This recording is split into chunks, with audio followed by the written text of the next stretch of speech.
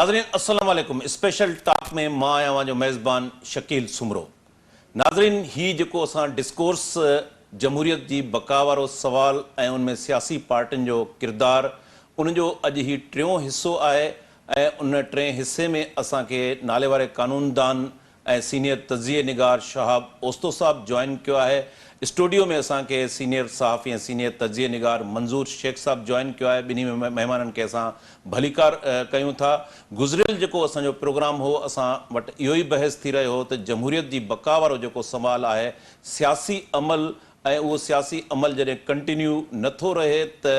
जेके political force आहिनि उन पॉलिटिकल फोर्स खे कंप्रोमाइज़ ते मजबूर कयो वञे थो ऐं उनजो नतीजो इहो निकिरे थो पियो त वक़्ती तौर ते जेको आहे उहो कुझु अरसे जे लाइ उन पॉलिटिकल फोर्स खे इक़्तिदार जी मसनद ते विहारियो वञे थो ऐं बाद में जॾहिं उन्हनि मां कमु निकिरी वञे थो त साॻियूं कुवतूं जेके आहिनि ॿीहर उन्हनि खे उन इक़्तिदार खां ॿाहिरि कढी छॾनि थियूं। ऐं इन सॼी सूरत हाल जे अंदरि जेके पॉलिटिकल फोर्सिस आहिनि ख़ुदि उन्हनि पार्टियुनि जे अंदरि जमहूरियत केतिरी आहे इहो बि असां कल्ह सवाल जेको आहे डिस्कस कयो ऐं उन सां गॾोगॾु जेका सिविल सोसाइटी आहे सुञाण धुरियूं आहिनि इंटेलेक्चुअल आहे उहो ख़ासि तौर ते जॾहिं असां सिंध जी ॻाल्हि कयूं था पिया त सिंध में ॼण त हिकु ख़ामोशी आहे, चुप आहे, ॼण त को बि तहरुक नज़र नथो अचे, ॼण त सभु मामला जेके आहिनि उहे सही बहितरीन नमूने हली रहिया आहिनि ऐं बहितर गवर्नेंस हुजे। इहे सवाल खणी करे असां हिकिड़ो डिस्कोर्स शुरू कयो आहे ऐं उन डिस्कोर्स जे सिलसिले जो ही टियों प्रोग्राम आहे। शहाब ओस्तो साहब खां असां इन हवाले सां पुछंदासूं। शहाब साहब ही जेका असां ॾिसूं था मुख़्तलिफ़ दौरनि जे अंदरि हिकिड़ियूं कुवतूं हिकिड़े मख़सूस कल्ट खे प्रोमोट कनि थियूं ऐं पोइ जॾहिं के इकनॉमिकल क्राइसिस अचनि था ॿीहर ज़रूरत पइजी वञे थी उन पॉलिटिकल पार्टीज़ सां डायलॉग कयो वञे थो, निगोसिएशन कई वञे थी, कुझु अरसे जे लाइ उन्हनि खे इक़्तिदार में आंदो वञे थो पियो ऐं बाद में ॿीहर उन्हनि ते करप्शन जा चार्जिस हणी उन्हनि खे इक़्तिदार खां धार कयो वञे थो पियो ऐं ही मुसलसल असां ॾिसूं था एक्सरसाइज़ हलंदी रहे थी ऐं हिन वक़्त बि जेका सियासी तब्दीली आई आहे उनखे इन तनाज़ुर में ॾिठो पियो वञे ख़ासि तौर ते जेके IMF जा मामला आहिनि। पाण जेकॾहिं सिंध जी सूरत हाल ते अचूं त सिंध जे अंदरि ॼण त हिकिड़ी ख़ामोशी आहे ऐं सुवालु ॿियो इहो हुयो त जेको पढ़ियलु लिखियलु इंटेलेक्चुअल सुञाण माण्हू आहे आख़िर उहो छो ख़ामोश आहे ऐं उहो ख़ुदि जेको आहे अकोमोडेशन चाहे थो पियो, कंप्रोमाइज़ करे थो पियो मुख़्तलिफ़ वक़्तनि ते जॾहिं त सिंध जे अंदरि जेके मसइला आहिनि उहे मसइला अञा वधीक गंभीर सूरत हाल में असांजे साम्हूं मौजूदु आहिनि। जेतोणीकि हिते पीपल्स पार्टी जे नाले में जमहूरी हुकूमत आहे पर उन्हनि जी जेका शिदत मसइलनि जी ॾिसूं था उहा इंतिहाई ख़तरनाक हद ताईं पहुची चुकी आहे। केरु ज़िम्मेवारु आहे? आख़िर हीउ जेको असांजो पढ़ियलु लिखियलु तबिको आहे जंहिंमें असांजो इंटेलेक्चुअल सुञाण धुरियूं ऐं जेको पॉलिटिकल वर्कर आहे सिविल सोसाइटी उहे अची वञनि थियूं, उहे छो आख़िर पंहिंजे सेल्फ इंट्रस्ट जे लाइ कंप्रोमाइज़ करण ते मजबूर थियनि था? ॾिसो हाणे इहो तव्हांजो जेको सुवालु आहे मां इनखे दरअसल असांजे मौजूदा दौर जो जेको सियासी जेको वॾे में वॾो मां सम्झां थो त क्रिटिकल क्वेश्चन जेकॾहिं मां चवां त तव्हांजे सुवाल में खोड़ सुवाल आहिनि। हिकिड़ो त सुवालु इहो आहे त असांजी जेका डेमोक्रेटिक जेको जर्नी आहे ऐं जेका डेमोक्रेटिक असांजी जेका स्ट्रगल आहे उहा आख़िर पंहिंजे कंहिं इरिवर्सिबल स्टेज ते छो नथी पुॼे, छो वरी वापसि उते अची वेहूं था जितां शुरू थो थिए। भुटे साहिब जे ज़माने खां तव्हां ॾिसो अॼु ॾींहं ताईं मुख़्तलिफ़ पार्टियूं अचनि थियूं, मुख़्तलिफ़ लीडरशिप अचे थी, उन खां पोइ वरी मां रोल बैक थिए थी, नवां एक्टर्स था पैदा थियनि, उन्हनि खे वरी को आंदो थो वञे, उन्हनि खे लॉन्च थो कयो वञे। इन करे मां सम्झां थो त जेको मां सम्झी सघियो आहे हुनजो हिकिड़ो बिल्कुलु मुंहिंजे नुक़्ते निगाह खां मुख़्तसिर जवाबु इहो ई आहे त इहा असांजी हिकिड़ी वॾी ट्रेजेडी आहे त जेका बि लीडरशिप अचे थी उहा पंहिंजे तर्ज़ सियासत में या जेको सियासत जो जेको मक़सदु आहे, जेको आइडियलिज़म चओ या जेको ऑब्जेक्टिव चओ या पॉलिटिकल प्रोग्राम चओ, उहो ऐं जेको अमली तौर ते कनि था हुन में तमामु वॾो तज़ाद आहे। उन्हनि जो जेको पॉलिटिकल प्रोग्राम आहे उहो ॾाढो हिकिड़ो कलरफुल प्रोग्राम आहे। हुन में डेमोक्रेसी जी ॻाल्हि बि आहे, प्रोग्रेसिव एनलाइटनमेंट बि आहे, पर बुनियादी तौर ते जेका लीडरशिप आहे उनजो जेको तरीक़ा आहे हुकूमत आहे जॾहिं अचनि था गवर्नमेंट में त उहो उन में का बुनियादी रेडिकल का चेंज नथी अचे। पीपल्स पार्टी जे दौर तव्हां साम्हूं आहे, तव्हां भली ॾिसंदा वठो जॾहिं बि पीपल्स पार्टी ईंदी उनजो साॻियो तरीक़ेकार आहे, उहो ई वॾेर जी सियासत, उहो ई करप्शन, उहा ई बैड गवर्नेंस, उहो ई एथनिक पॉलिटिक्स पासो, इलेक्शन जे उभार करणु ऐं सिंधी माण्हू खे एस्टेब्लिशमेंट सां मिली जेको उन्हनि हॉस्टल बणाए छॾियो आहे, अॼु हाणे बिल्कुलु आर्ट फॉर्म में तब्दील करे छॾियो आहे। ऐं उन सां गॾोगॾु हाणे जेको पीपल्स पार्टी जो जेको हे दौर आहे ज़रदारी डॉक्ट्रिन जेका आहे उनमें उन्हनि मिडिल क्लास इंटेलिजेंसिया खे बि जेको आहे सो कंहिं तरीक़े सां ख़ुशि करण जी कोशिशि कई आहे। हिकिड़ो मिनिस्टर विहारियो अथऊं जंहिंजो धंधो इहो आहे त तव्हांजे इंटेलिजेंसिया क्लास खे मुख़्तलिफ़ तरीक़नि सां प्लेकेट कजे, उनखे ख़ुशि रखिजे, उनखे राम रखिजे, उनजी जेका नंढा नंढा जेके ईगो सेटिस्फेक्शन आहिनि उहे जेको आहे सो उनखे को इनाम ॾेई छॾिजे, उनखे का जेको आहे सो को कंहिं प्रोजेक्ट जे नाले में को चेक ॾेई छॾिजे, किथे गॾु विहारे मानी कराए फोटू कढाए छॾिजे, किथे स्टेज ते विहारिजे। इहे नंढियूं नंढियूं जेके आहिनि जेके रिवार्ड्स आहिनि उहो मैनेज था कनि असांजे इंटेलिजेंसिया क्लास खे। ऐं अफ़सोस सां मूंखे चवणो थो पवे, इंतिहाई शर्मनाक हिकिड़ी कैफियत सां मूंखे चवणो थो पवे, उन में असां सभु शामिल आहियूं। ईअं न आहे त मां पाण खे एक्सक्लूड थो कयां, सभई शामिल आहियूं। उन में असांजा यूनिवर्सिटीअ जा तमामु अदरवाइज़ बाशऊर प्रोफेसर भी शामिल आहिनि ऐं लिखण पढ़ण वारा भी शामिल आहिनि, अदीब दानिश्वर भी शामिल आहिनि। तमामु वॾी हिकिड़ी तइदाद आहे ऐं उनजे जेकॾहिं तव्हां उन्हनि खां पुछो त भई तव्हां इहा जेका मुजरिमाना जेका शराकतदारी शुरू कई आहे हिन हिकिड़ी अहिड़ी हुकूमत में जेका सिंध खे वञे पई ढींग कंदी, सिंध जूं जा जेके शहर आहिनि उहे तबाह बर्बाद थी विया आहिनि, सिंध जी जेका ज़मीन आहे जेको लैंड आहे उहा वञे पई असांजे हथ मां निकिरंदी, पाणी असांजो ख़तमु थी चुको आहे, तक़रीबन असांजो एग्रीकल्चरल जेको इंफ्रास्ट्रक्चर आहे तबाह थी चुको आहे। इन खां अलावा वॾी लिस्ट आहे हिकिड़ी, पर तव्हां उन्हनि सां जेकॾहिं ॻाल्हाईंदव त उहो तव्हांखे जवाबु इहो ॾींदा त हिन वक़्तु मजबूरी आहे, छाकाणि त सिंध जे मथां तमामु वॾा हमला आहिनि। इमरान खान जो हमलो आहे ऐं जेको आहे सो फेडरल गवर्नमेंट जो हमलो आहे, पंजाब जो हमलो आहे, अलाए कहिड़ा कहिड़ा तव्हांखे थियरीज़ ॿुधाईंदा, एमक्यूएम जा नाला खणंदा। तंहिंजे करे असांजे लाइ लेसर ईविल आहे पीपल्स पार्टी। ऐं अहिड़े तरीक़े सां हो जेके सोच जा, तर्क जा, तब्दीली जा जेके रस्ता आहिनि उन्हनि खे बंदि करे वेठा आहिनि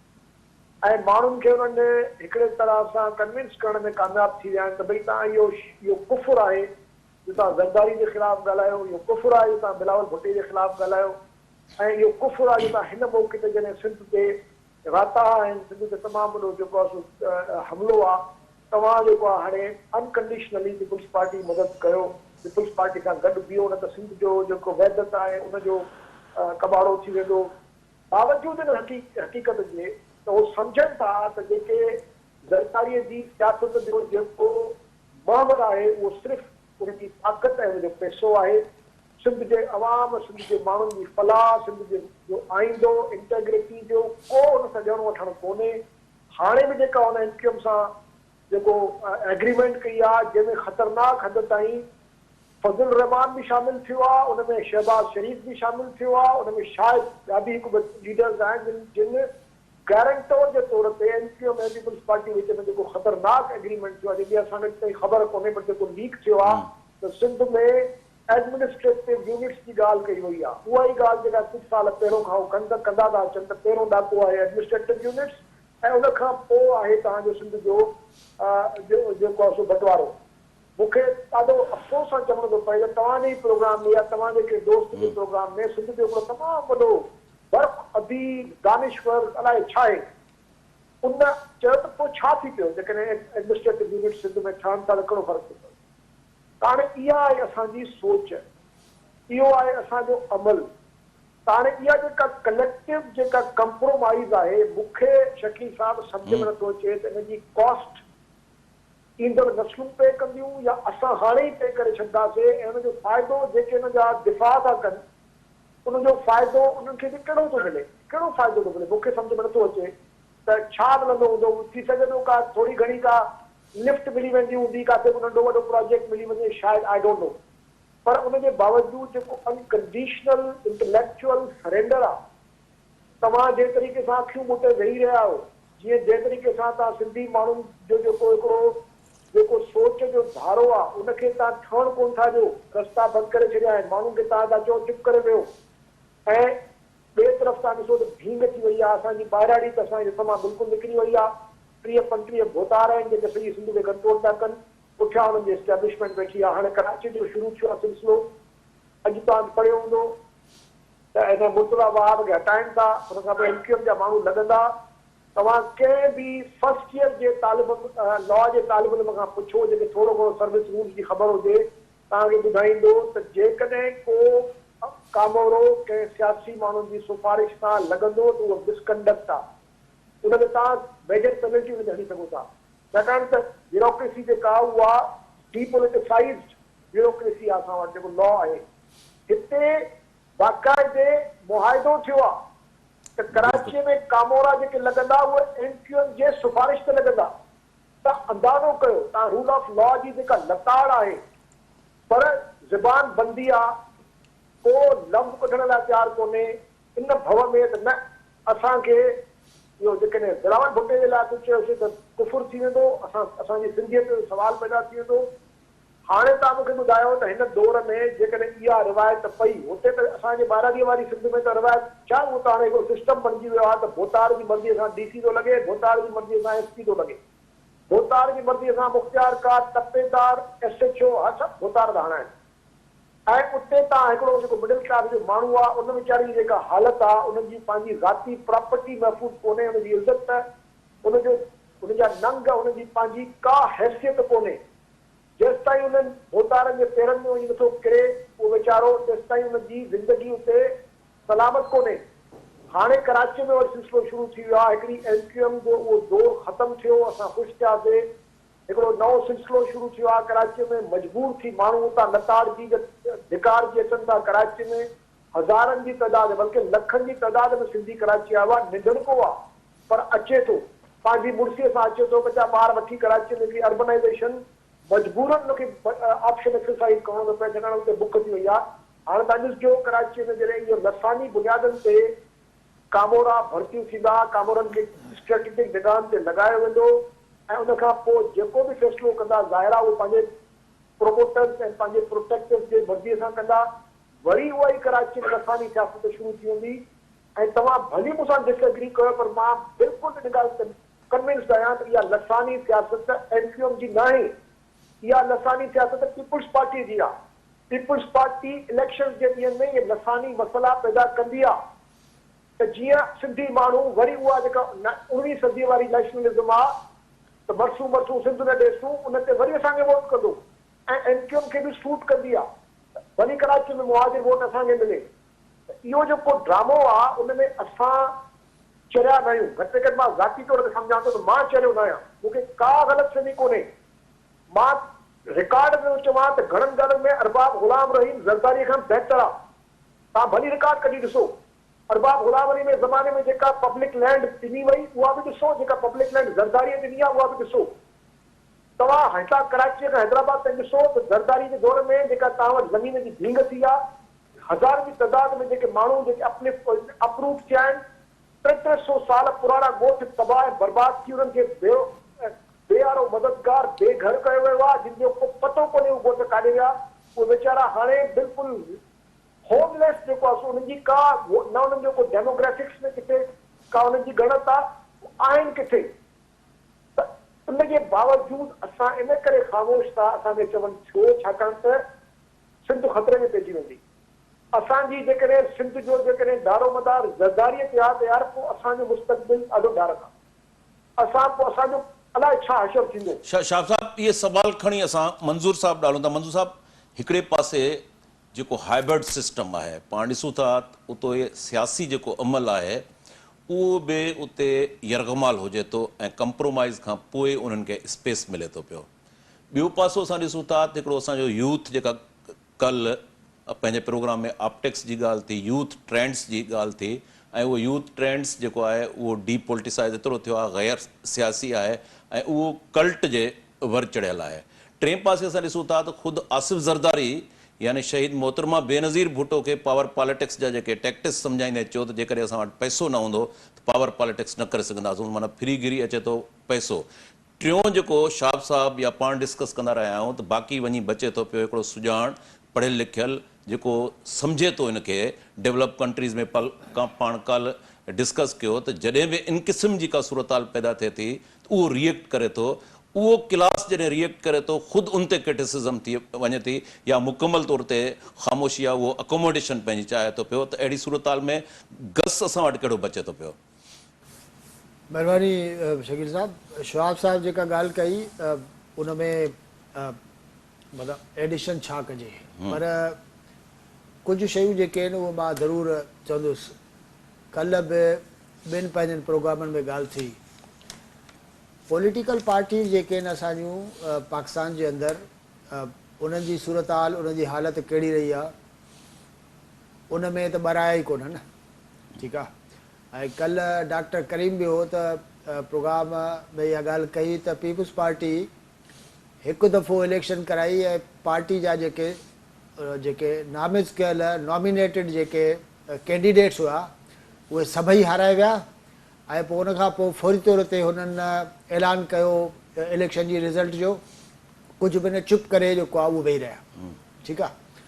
त हाणे इंटरनल डेमोक्रेसी वारो मामिलो त तमामु घणो अॻिते आहे, पर आउं इहो चवां थो त पॉलिटिकल पार्टी जो जेको रोल हुजे थो न, जेको असां किताबनि में पढ़ियोसीं, मुख़्तलिफ़ सुठनि एक्सपर्ट क़िस्म जे माण्हुनि, पॉलिटिकल साइंस जे माण्हुनि खां ॿुधोसीं, त पॉलिटिकल पार्टी जो रोल त भई ॾाढो हेॾो सारो एॾो डायनामिक आहे जंहिंजी का हद कोन्हे। पॉलिटिकल पार्टीज़ त सोसाइटीज़ खे चेंज कनि थियूं, पर असां वटि हिते प्रॉब्लम इहो आहे त मिसाल तौर ते तव्हां सिंध जे केस में पीपुल्स पार्टी खे था ॾिसो न,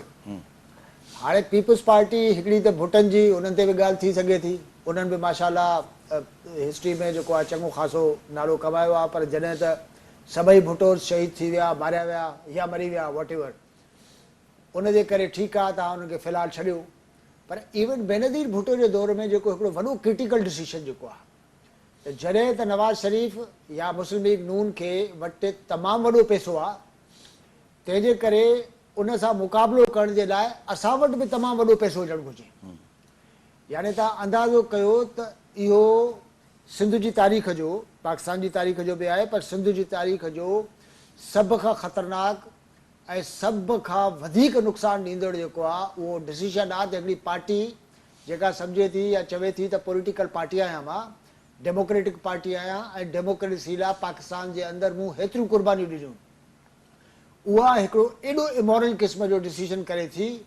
जो हमरा पेतियूं खणी वञनि था पंजाब जे अंदरि, उन वक़्त जी जेका प्रोविंशियल हुकूमत आहे उनखे बि बचाइनि था, उनखां पोइ जेको सॼो सिनेरियो असांजे साम्हूं आहे। जॾहिं प्रैक्टिकली ज़रदारी साहिब वटि अचे थी त हाणे ज़रदारी साहिब जेको आहे उहो हुनजो पंहिंजो हिकिड़ो स्टाइल आहे, ठीकु आहे। हाणे उन ते त सिंध जे अंदरि अलाए केतिरा माण्हू ॻाल्हाइनि था न, पर मां रुॻो हिकिड़ी सिंपल ॻाल्हि मूंखे सम्झ में कोन थी अचे, भई विज़डम जेकी आहे न, जेके असां चऊं था अकुल आहे, पॉलिटिक्स करणु अचे थी, ऐं ही माण्हू यार ॾाढो चालाक आहे, फर्स्ट क्लास, हिन जा डिसीशन ज़बरदस्त आहिनि, उहे सॼा डिसीशन आहिनि छा? हिकिड़ा डिसीशन त शवाब साहब ॿुधाया त इलेक्शन जे वेझो तव्हां सदाई अहिड़ो कमु कयो जेको सिंध जे लाइ, सिंध जी इंटीग्रिटी जे लाइ, सिंध जे मुस्तक़बिल जे लाइ इंतिहाई डैमेजिंग हुजे, ठीकु आहे, पर तव्हां इलेक्शन खटी वञो। यानी तव्हां इलेक्शन खटण जे लाइ मां तव्हांजे प्रोग्रामनि में चवंदो रहियो आहे त सिंध जेकी आहे हाणे पीपुल्स पार्टी खे फेडरल गवर्नमेंट में हुकूमत ठाहिण जी ज़रूरत ई कोन्हे, छाकाणि त अरिड़हीं तरमीम खां पोइ सिंध जे अंदरि हर साल जेके आहिनि जहिड़ा पैसा अचनि था NFC जे मद में, उहे तव्हां वटि हुजनि था, सिंध जूं ज़मीनूं हिकिड़ी पॉलिटिकल करेंसी जे तौर ते इस्तेमालु थिए थी, सिंध जा सॼा रिसोर्सिस, ठीकु आहे। हाणे जेकॾहिं इहा विज़डम आहे, इहा जेको आहे उहा महारत आहे जंहिंजी तारीफ़ थियणु घुरिजे, त आउं मतिलबु इन मयार खे छा थो चई सघां। सिंध जे अंदरि तव्हांजे हिन प्रोग्राम में मुख़्तलिफ़ माण्हू चवंदा रहिया आहिनि त साईं ज़रदारी साहिबु, ज़रदारी सब पे भारी, हाणे ज़रदारी सब पे भारी, त तव्हां उहो पाकिस्तान जी पॉलिटिक्स जो सॼो सिनेरियो ॾिसो न, सॼो सिनेरियो जे अंदरि जेकॾहिं मॉरेलिटी हुजे, उन मॉरेलिटी वारी पॉलिटिक्स जो हिकिड़ो माण्हू सभिनी ते भारी हुजे त पोइ कहिजे वाह वाह, ज़रदारी साहब खे टारगेट छा थो मिले? ज़रदारी साहब खे टारगेट इहो मिले थो त हाणे तव्हांखे माण्हू पूरा करणा आहिनि। मुस्लिम लीग नथी करे सघी उहे माण्हू पूरा। उहे माण्हू केरु थो पूरा करे? ज़रदारी साहब थो पूरा करे। यानी सभ खां वॾो टास्क ज़रदारी साहब खे आहे। ऐं माण्हू कीअं पूरा था थियनि? तव्हांजे साम्हूं आहे। भाई नथो चवां त ज़रूरु बि कंहिं पैसा वरिता हुजनि या इन खां हटी करे 20-25 जेके आहिनि उहे मेंबर्स जेके आहिनि उहे कंहिं पार्टी जा निकिरनि था, इत्यादि निकिरनि था। हर कंहिंखे जेका ऑफर थिए थी उनजी जेका सॼी कॉस्ट आहे उहा सिंध भरे थी। उनजे बावजूद बि हू वाइज़ पॉलिटिशियन आहे। आई डोंट नो, मूंखे सम्झ में नथी अचे इहा ॻाल्हि। मूंखे अञा ताईं सम्झ में न आई आहे त या त मां शहाब साहब खां बि पुछंदुमि इन ते ॻाल्हि कजे त इहा विज़डम जेका ॾाहिप पाण चयूं था इन जो कंहिं मॉरलिटी सां कंहिं सिंध जे या आम माण्हू जे या पाकिस्तान जे आम माण्हूअ जे कंहिं मफ़ाद सां बि को तालुक़ु आहे या कोन? ॿियो हिकिड़ो मामिलो वॾो इम्पोर्टेंट आहे। जॾहिं पॉलिटिकल पार्टीज़ कॾहिं कॾहिं ईअं थींदो आहे सोसाइटीज़ में, तव्हांजूं मेजर पॉलिटिकल पार्टीज़ डिट्रेक थी वेंदियूं आहिनि ऐं उन्हनि मां जेका तवक़ो हूंदी आहे उहा तवक़ो पूरी न थींदी आहे। त समाज जे अंदरि जेको तव्हां वटि इहो हिकु पढ़ियलु लिखियलु जेको लॾो आहे, जिन जा नाला सभिनी जा सेक्शन वाइज़ जेके आहिनि, शहाब साहब खयां, सभई दानिश्वर, भई शाइर, पोइ मजबूरी तौर ते असां सिविल सोसाइटी चवंदा आहियूं। सिंध जे अंदरि बि हिननि हालतुनि में हर यूनिवर्सिटी में घटि में घटि 150 खां 200 PhD मौजूदु आहिनि। हाणे उहे PhDs किथां करे आया आहिनि? यूरोप मां, चाइना मां, ॿी जेका एशिया जी जेका डेवलप्ड जेके मुल्क आहिनि उन्हनि मां। यानी PhD जेकी आहे उहा पंहिंजे मतिलबु तालीम जे लिहाज़ खां टॉप आहे न। शहाब साहब खे ख़बर हूंदो सिंध में हाणे मतिलबु बैरिस्टरनि जो तइदाद बि चङो ख़ासो आहे। बिल्कुलु। सिंध जे अंदरि जेके प्रोफेसर्स आहिनि उन खां हटी करे PhDs खां, उन खां अलावा डॉक्टर्स, इंजीनियर, यानी जेकॾहिं तव्हां इहो गॾु कयो, साफ़ी तइदाद तव्हां गॾु कयो ऐं इहे कॾहिं हिकु जॻह ते गॾु थियनि त आम माण्हूअ खे जलसे ते घुराइण जी ज़रूरत न आहे। हिकिड़ो वॾो तइदाद आहे। इन्हनि माण्हुनि जो हिकिड़ो किरदारु हूंदो आहे त पॉलिटिकल पार्टीज़ जेके आहिनि उन्हनि ते ज़बरदस्त क़िस्म जा प्रेशर आहिनि। यानी तव्हां वटि सिंध जे अंदरि इन्हनि माण्हुनि को हिकिड़ो बि को अहिड़ो ग्रुप या थिंक टैंक न ठाहियो आहे जेको वेही सिंध जो एनालिसिस करे। जेकॾहिं पाणीअ वारे मामले ते बि सॼो सभु कुझु करिणो पए पियो त कंहिंखे करिणो पियो पए? शहाब होसे साहब खे। शहाब साहब खां पुछो, कॾहिं हिन जा अलॻि प्रोग्राम कयो शहाब साहब खां, त पाणी वारे मामले में इहा जेका सॼी ख़ल्क़ जेका अदालतुनि जे साम्हूं बीठी, इहे सभई पढ़ियल लिखियल माण्हू आहे। ऐं एॾा पढ़ियल लिखियल माण्हू जंहिंजी ॻाल्हि न सिर्फ़ु पढ़ियल लिखियल आहिनि पर फिल्दी रिच माण्हू, सम्झो। त हाणे उहो क्लास जेको आहे उहो पंहिंजे नंढनि नंढनि मफ़ादनि जे करे कीअं पीपल्स पार्टी सां शामिलु थियो आहे। सिंध जे अंदरि सॼे साल में हिकिड़ो बि को अहिड़ो प्रोग्राम, को बुक फेयर, को अहिड़ी का गैदरिंग कोन थी थिए जेका सरकारी असर खां ॿाहिरि हुजे। तव्हां उन्हनि जा वेही कॾहिं एनालिसिस कयो, उन्हनि जा जेके टॉपिक्स सिलेक्ट थियनि था, उन्हनि टॉपिक्स में केरु अचे थो, केरु नथो अचे, कंहिंखे आणो आहे, कंहिंखे नाहे आणो, उन्हनि जेके जिते हेॾा सारा तख़लीक़ी क़िस्म जा बहस थियणा आहिनि। यानी कंहिं बि सरकारी ऐं कंहिं बि ॿिए कंहिं प्रेशर खां हटी करे सॼी दुनिया में जेके डिस्कोर्स थींदो आहे उहो थींदो ई आज़ादु आहे त उनजो को फ़ाइदो निकिरे। उनजो सभ खां वॾी तक़रीब जेका आहे उन्हनि 2-3 ॾींहंनि जे प्रोग्रामनि जी थिए या थी, जंहिं ॾींहं ते उहो सरकारी महिमान जंहिं पैसा ॾिना आहिनि उहो अचिणो आहे। ठीकु आहे। हाणे तव्हां वटि जॾहिं सोसाइटी जे अंदरि इहो सॼो तबिको आहे ई कोन, तव्हांजूं पॉलिटिकल पार्टीज़ हुजनि, तव्हांजे जेके आहिनि उहो नेशनलिस्ट पार्टीज़ जा माण्हू हुजनि, वॾा दानिश्वर, तव्हांजा जेका लेखक हुजनि, तव्हांजा जेका मतिलबु जेका बि पार्टियूं थियूं, उन्हनि पार्टियुनि जा सॼा पढ़ियल लिखियल माण्हू। माज़ीअ में ख़बर पई त मंज़ूर शेख फलाणी पार्टी जो एक्टिव मेंबर हो, जंहिंजो पीपल्स पार्टी सां परे परे जो तालुक़ु न हुयो। पर हाणे जेकॾहिं तव्हां मुंहिंजो ऑपरेशन कंदो त मुंहिंजी ख़बर पवंदी त मुंहिंजो वॾो फाइनेंशियल इंट्रस्ट जेको आहे उहो ॻंढियल कंहिंसां आहे? पीपल्स पार्टी सां ॻंढियल आहे। ऐं अञा ताईं आउं जेको आहे पंहिंजी जेका असुल पार्टी हुई उनजे नाले सां सुञातो वञा थो ऐं पाण खे अञा ताईं तकरीरूं जेके आहिनि उहे इहे थो कयां त ॼणो आउं एंटाई पीपल्स पार्टी शहाब साहब हिकिड़े दौर में असां ॾिसूं था हिकिड़ी पॉलिटिकल स्ट्रगल जे ज़रिए हिकिड़ो सियासी अमल जे लाइ, पार्लियामेंट जी सुपरमेसी जे लाइ हिकिड़ी पॉलिटिकल स्ट्रगल कई वेंदी हुई ऐं पोइ ओचितो सियासत जे अंदरि हिकिड़ो ट्रेंड नओं मुतारिफ़ करायो वियो जंहिंजो मंज़ूर साहब बि हवालो ॾिनो त जेकॾहिं असां वटि पैसो आहे त उन पैसे जी बुनियाद ते ई असां सॼो जेके इलेक्टेबल्स जे ज़रिए सीट विन करे सघूं था पिया ऐं उहो कल्चर मथां खां प्रोमोट थियो ऐं उनखे शेल्टर फराहम कयो वियो प्रोजेक्शन ॾिनी वई ऐं इन क़िस्म जी जो इन्वायरमेंट पैदा कयो वियो त हेठीं ग्रास रूट लेवल ताईं इन क़िस्म जो जेको आहे उनखे प्रोमोट कजे पोइ उनजो नतीजो इहो थियो जेको डीपोलिटिसाइज़ कयो वियो अॼु जेके कल्ट असां वटि मौजूदु आहिनि असां जेकॾहिं ट्रेंड्स जी ॻाल्हि कयूं त सोशल मीडिया जी ट्रेंड्स ते उहो बि हिकिड़ो नौजवाननि जो जेको असांखे नज़र अचे थो पियो उहे बि गैर सियासी आहिनि उहे बि उन कल्ट में जेको आहे वही वञनि था पिया त हीअ जेको इन क़िस्म जी पॉलिटिक्स जेका आहे उहा मुतारिफ़ कराई वई आहे सिंध जे अंदरि ख़ासि तौर ते ऐं जंहिंजो तव्हां ज़िक्र कयो त उहो इंटेलेक्चुअल जंहिंखे उनजो शिकार न थियणु खपंदो हो सुञाण धुरियूं सिविल सोसाइटी जेको समझदार आहे उहो ख़ुदि बि हाणे चाहे थो त किथे न किथे मां अकोमोडेट थिया त तव्हां सम्झो था सिंध जे अंदरि इहा सूरताल एज सच ईअं ई रहंदी या तव्हांखे किथे उमेद नज़र अचे थी पई त हीउ सिलसिलो जेको आहे न किथे टुटंदो ऐं हीअ हिकिड़ी पंहिंजे हिकिड़ी पीक ताईं पहुतो आहे ऐं हाणे इहो रिवर्स थींदो किथे न किथे इन जी एंड थींदी ॾिसो शकील साहब तव्हांखे मां इहो तव्हांजो जवाबु सवाल जो जवाबु ॾियण खां पहिरियों तव्हांखे हिकिड़ी मां निशानदेही ज़रूरु कंदुसि मंज़ूर साहब ॾाढो सुठो तव्हांखे एनालिसिस करे ॿुधायो आहे असांजो जेको पॉलिटिकल कल्चर आहे पर इन में हिकिड़ी शइ तव्हां ज़रूरु कॾहिं सोचिजो ॾिसजो हिन ते गौर कजो त इहो जेको सॼो बहरान आहे जेको इंटेलेक्चुअल जेको क्राइसिस आहे जेको असां वटि कंप्रोमाइज़ कल्चर पैदा थियो आहे जेका प्रोटेस्ट कल्चर ख़तमु थी वियो आहे या जेको हिपोक्रेसी मुनाफ़िकी पैदा थी आहे उहा सिंध में वधी वई आहे पंजाब जो तव्हां ॾिसो पंजाब में केॾो ज़बरदस्त हिकिड़ो कंपेटिटिव कल्चर आहे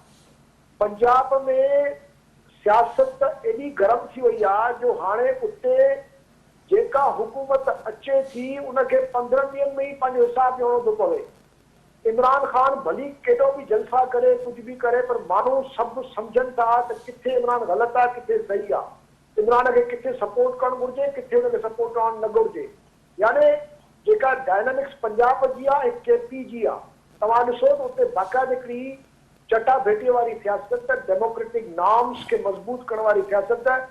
एस्टेब्लिशमेंट जेकॾहिं पोइते हटी आहे त पंजाब में हटी आहे सिंध में कोन हटी आहे सिंध में जा वधीक मज़बूत थी आहे ज़रदारी डॉक्ट्रिन जे तहत असां सिंध में जेको लोड़ियूं था उनजी जेका बुनियादी वजह आहे उहा इहा आहे असां वटि का कंपटीशन कोन्हे असां वटि ज़रदारी साहब जे लॾे खे को थ्रेट कोन्हे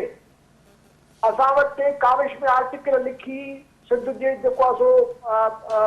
चाचा मामा बड़जी उन खां पोइ असां ज़रदारीअ जे वञी झोल में वेहूं था ऐं पोइ कमायूं था पैसा असां वटि मज़ामती सियासत कोन्हे पंजाब में तव्हां ॾिसो जिते असां खिलंदा हुआसीं त पंजाब MRD में बि कोन निकितो पंजाब कॾहिं बि कोन निकितो आहे पंजाब सिर्फ़ु जेको आहे सो मुफ़ाद अॼु पंजाब जेको आहे सो जमहूरियत जो मोर्चो बणिजी वियो आहे पंजाब में खुलेआम जनरल जे ख़िलाफ़ जेको आहे सियासतदान ॻाल्हाइनि था ऐं उनजो शिकार बि थियनि था ईअं न आहे त को बची था वञनि फनाला जो छा असरु थियो त असां वटि बुनियादी तौर ते मज़ामती सियासत ख़तमु थी वई आहे असां सभिनी जो इन ते मां सम्झां थो हे लम्हा फिक्री आहे त असांखे सोचणु घुरिजे त असां जेसि ताईं पंहिंजी इन मुनाफ़िकीअ खां पाण खे अलॻि न कंदासीं ऐं असां पंहिंजो जेको असांजो उसूल आहे नज़रियो आहे सोच आहे उनखे वाक़ो न कंदासीं माण्हुनि सां गॾु न बीहंदासीं सिंध जो को आईंदो कोन्हे सिंध में अञा वधीक मुसीबत थींदी सिंध जो अञा वधीक तारीख़ मुस्तक़बिल आहे छाकाणि त हिते जेके फोर्सिस आहिनि उहे वञनि था ॾींहों को ॾींहुं इंट्रेंच थींदा 15 सालनि में पीपुल्स पार्टी भोतारनि खे एस्टेब्लिशमेंट खे हाणे इनकम खे वरी जेको आहे अञा वधीक मज़बूत करे छॾियो आहे असां किथे बीठा सो इहो मां सम्झां थो तमामु वॾो हिकिड़ो क्रिटिकल क्वेश्चन आहे जेको तव्हां पंहिंजे प्रोग्राम में ज़रूरु उथारियो शाब साहब हिते हिकिड़ो इन क़िस्म जा जेके तव्हांजो जेको सोच आहे जेका उनजा मुखालिफ़ आहिनि उहो इहो मिसाल ॾियनि था त हाणे ही 80s वारो दौरु न आहे सोवियत यूनियन न आहे इनकलाबनि वारो दौरु न आहे हाणे जेका ही सियासत थिए थी पई इहा वक़्त जी ज़रूरत आहे ऐं इतां ई का बहितरी निकिरंदी अॻिते हली सियासी अमल जे ज़रिए ॾिसो असां सियासत लाइ पैदा थिया आहियूं छा असां अफोर्ड करे सघूं था, तव्हां ऐं मां सियासत ते कलाक ॻाल्हाए सघूं था, पर